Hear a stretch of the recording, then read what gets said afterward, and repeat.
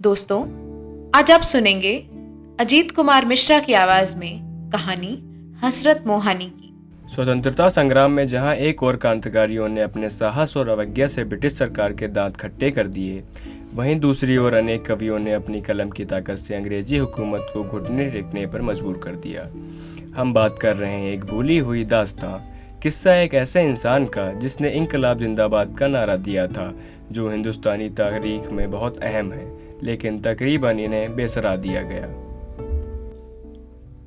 हम बात कर रहे हैं आज़ादी के वीर सिपाही मौलाना हसरत मोहानी की।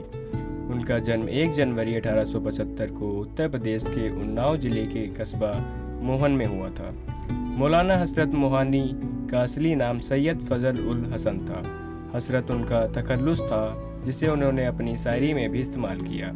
मोहन में पैदा होने के कारण मोहानी हसरत से जुड़ गई। बाद में वे हसरत मोहानी के नाम से प्रसिद्ध हुए।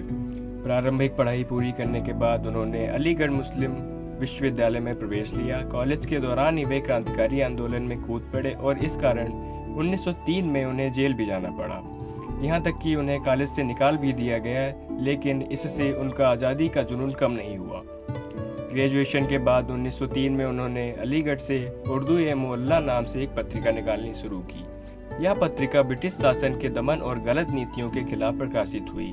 मौलाना बड़ी बेबाकी से अपनी कलम से लोगों को आज़ादी की लड़ाई से रूबरू कराते रहे। फलस्वरूप 1907 में उन्हें फिर से जेल जाना पड़ा। अंग्रेज उनकी कलम की ताकत को समझ चुके थे। उनके डर से उनकी मैगजीन बंद कर दी गई। वह कांग्रेस के सक्रिय सदस्यों में से एक थे। वे साल 1907 तक कांग्रेस के साथ रहे। उसके बाद बाल गंगाधर तिलक के पार्टी छोड़ने के तुरंत बाद मौलाना ने भी कांग्रेस छोड़ दी। वह तिलक के घनिष्ठ मित्रों में से एक थे। उन्होंने चरमपंथियों के क्रांतिकारियों के साथ स्वतंत्रता संग्राम में अपना साहस दिखाया। वह कम्युनिस्ट पार्टी के सह संस्थापक सदस्य भी थे। उस दौरान उन्हें एक बार फिर 1925 में जेल में डाल दिया गया, लेकिन अंग्रेज उनका हौसला तोड़ नहीं सके। वे लोगों के दिलों में आज़ादी की मशाल जलाते रहे। इतिहासकारों के अनुसार मौलाना हसरत मोहानी ने 1921 में इंकलाब जिंदाबाद का नारा लिखा था। यह वही नारा है जिसे भगत सिंह ने हमेशा के लिए अमर कर दिया। मौलाना हसरत मोहानी जितने अच्छे स्तंभकार थे, उतने अच्छे कवि भी थे। आज भी उनकी लिखी गज़लें और शायरें बहुत लोकप्रिय हैं। उन्होंने भगवान कृष्ण के लिए बहुत अच्छी कविताएं भी लिखी। मौलाना का शायरी संग्रह कुलियत-ए-हसरत के नाम से प्रसिद्ध है। उन्होंने उर्दू गज़ल को एक नया मुकाम दिलाने में महत्वपूर्ण भूमिका निभाई। उनके काव्य में सामाजिक, राजनीतिक, न्यायिक और स्वाधीनता का भाव दिखाई देता है। इतिहासकारों के अनुसार 1921 में अहमदाबाद में आयोजित कांग्रेस सम्मेलन के दौरान हसरत मोहानी ने सर्वप्रथम पूर्ण स्वराज का प्रस्ताव रखा था। हालांकि उस समय यह पास नहीं हो सका।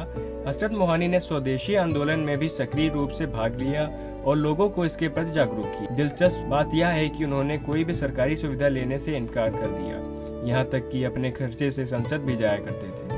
उन्होंने अंतिम सांस तक देश के लिए बलिदान दिया। लखनऊ में 13 मई 1951 को हसरत मोहानी ने इस दुनिया को अलविदा कह दिया। आज़ादी के वीर सिपाही हसरत मोहानी भले ही हमारे बीच नहीं हैं, लेकिन उनके बलिदान को इतिहास में भुलाया नहीं जा सकता। वह कभी गुमनाम क्रांतिकारी नहीं होंगे। तो दोस्तों, ये थी कहानियाँ देश के महान नायकों की। ऐसे ही और किस्सों और कहानियों को सुनने के लिए जुड़े रहिए द कम्युनिकेटर्स के साथ। जय हिंद, जय भारत।